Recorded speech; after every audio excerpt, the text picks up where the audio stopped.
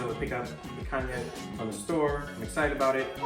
You can see the fat cap on there. It is thick. It's gonna be nice and juicy.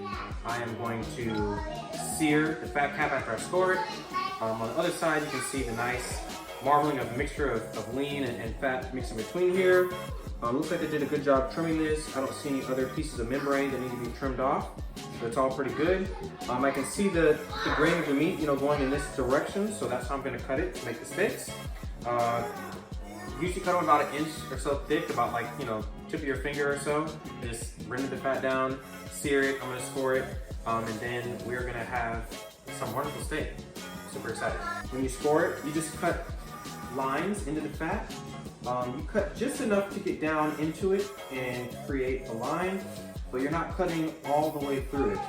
This is going to give a chance for it to sear in the pan and get some additional flavor in there when you have just this fat that's rendered and with some salt. It's going to be wonderful to have that flavor mixed in with just the nice, juicy, tender flavor of the steak itself. So I'm doing it here as a cross section.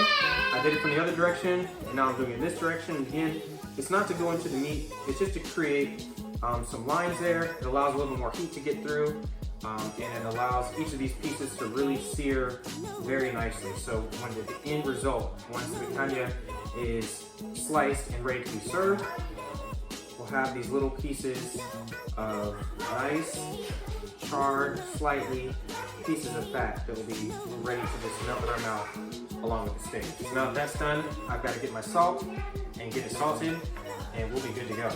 I'm going to take this and put it into the meat and sort of rub it on there and press it in so that it's stuck all over. Another part of the process that gives this is unique flavor. This is my first time doing my own picanha. I am gonna try this one in the pan. So this is gonna get seared in a pan on medium-high heat, fat side down first. That's gonna give a chance to render this fat and get it charred slightly and lock in some of those juices.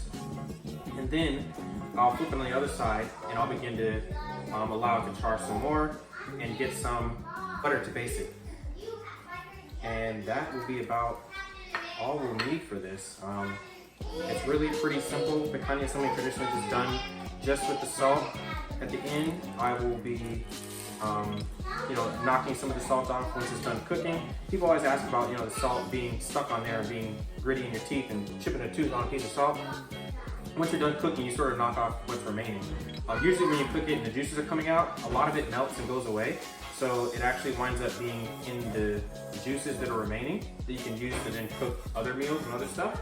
But for the most part, it will just do its thing and it won't be there by the time it's all said and done.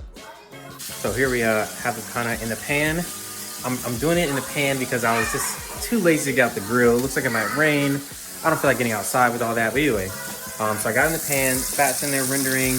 You only need a little bit of oil because as you let this render some more, and I'm gonna finish it off in the oven so it'll be cooked all the way through the way that I'd like. I just let it sit here and do its thing. It's sizzling nicely. If you could smell the aroma of the fat just sizzling and oh my gosh, it's too much. It's too much. It's great. Got a little bit of kombucha I've been brewing. Pooch laying out on the floor. So I'm gonna finish off this kombucha over here. This one was made with just honey. And I'm excited. Ooh, got some pressure in there. Nice, it's gonna be great. Get some kombucha going. Oh yeah. I also have some Brussels sprouts going in here. Got some potatoes going. Kind of still sizzling.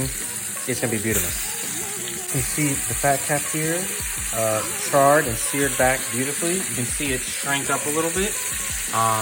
And it's just gonna be ready. Now I gotta get in some butter and start basting, and we will be good to go. To baste it, because we're putting more of the hot juices on top of it, it helps it cook a little bit more evenly on the top and the bottom.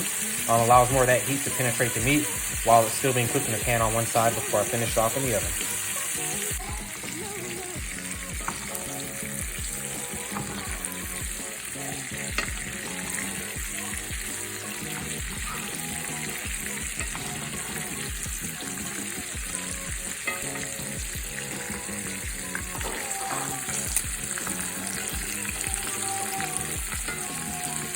Next, with the juices and fat rendered from the picanha, here we have the Brussels sprouts. I put them in the oil.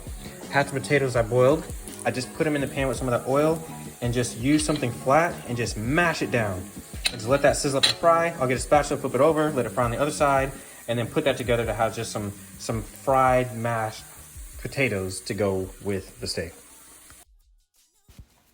So I let the picanha rest for about 10 minutes after putting it in the oven for about 5 minutes. And the reason you let it rest is because it allows the juices to get locked in.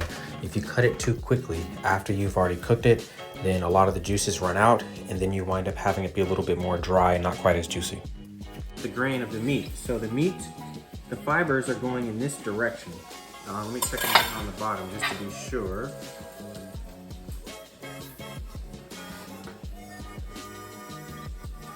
Yeah, so when we're cutting the steaks, we're gonna cut it in the same direction that the meat is growing in. So that is gonna be the same way. So it's gonna go this way to cut the steaks. So each steak should be cut with the grain of the meat so that you can create a cross section. Because after you cut all the steaks, you're then gonna cut each piece vertically. So you have a piece of the fat cap on there that's been charred along with the lean meat. And that's what gives picanha its unique flavor and taste and profile, because you get that little bit of fat cap that's been charred as well as lean meat in every bite. So here we have Brussels sprouts roasted in the oven. We have potatoes that were just boiled, and then when they were soft, put in the pan full of the fat that was rendered from the picanha and a little bit of salt. Let that mash and sizzle. And then we have the beautifully cut picanha here, all in slices. Over here is a little bit more rare. Over here is a little bit more done. It's gonna be scrumptious. So excited. Carson, you excited? Yes. What did you think of your taste test? I loved it so much that I can almost scream picanha. It was so good. Oh man, I'm glad you liked it. I was still chewing on it. Just slowly. What's up, Mabby? What do you think? It's great. What do you think, Wrecker? What do you think, Carson? Amazing. Mommy? Wow. Wow. Yes. Yeah. I thought I made the best Papa? Brussels sprouts. Oh, you like it? Yes. Got it? The Brussels sprouts? Oh yeah. Got it? Everything. It's just Look wonderful. at back at me. Wunderschön. You need your own Wunderschön. restaurant. No Daddy, lie. look at. I don't know about all that. It's not awesome. It's great. Amazing. It's not awesome. Amazing. It's Glad you all like it. It's not great. It's amazing. Steak. Get a piece. Here. And I'm it's good. pronounced picanha. Not steak. Steak is not as good as it hot? picanha. Was it hot, Harper? Oh, no Brussels sprouts for you? Don't act like that. Eat your veggies, girl. You like it?